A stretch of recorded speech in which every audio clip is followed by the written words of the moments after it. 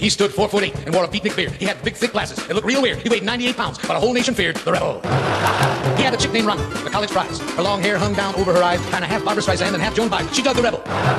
Well, they met one day at a pop art bash between a painting of a can of succotash and a high camp sculpture of a pile of trash. It was groovy. Honda dug the rebel, and the rebel dug Ronnie. So she grabbed her guitar and rode off on his Honda to a discotheque called the Anaconda with the rebel. When the proving was over at the discotheque, the rebel was a triumph to pay his check, but his pockets, they were empty, so he yelled, "Oh, heck! Heck!" said the rebel. Well, the dean walked by just as that occurred. He said, "You can get expelled for what I just heard. Don't you realize heck is a 4-letter word, you rebel?" But the rebel said to his old adversary, "Just as long as that word's in the slang dictionary, I swear by Peter, Paul, and Mary, I'll use it." Furthermore, said the rebel, "I won't let the issue pass. The whole student body's going to sit down and ask. Besides, that way, we don't have to go to class. We're going to clue it." Well, the sit-in started about 7:15. The whole thing was covered by Time magazine. They even took Batman off the TV screen to show the rebel. Out came the captain of the state police, arresting lots of students for disturbing the peace, including his own son, his daughter, and his niece, and the rebel.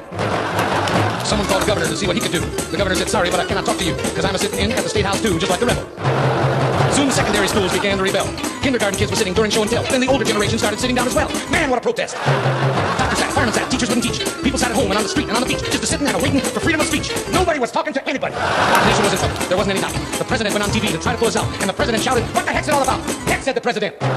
Soon everyone was saying heck. They said it everywhere. And the rebel said to Rhonda, "This is terribly unfair. Being hip is getting middle class. Let's you and I be square." And they did. They squared it up. Rhonda got a haircut. The rebel shaved his beard. They were married and had children, which they subsequently reared. They moved out to the suburbs, and they really disappeared. Wow, did they conform. Folks built a statue of the rebel just to prove the people's love.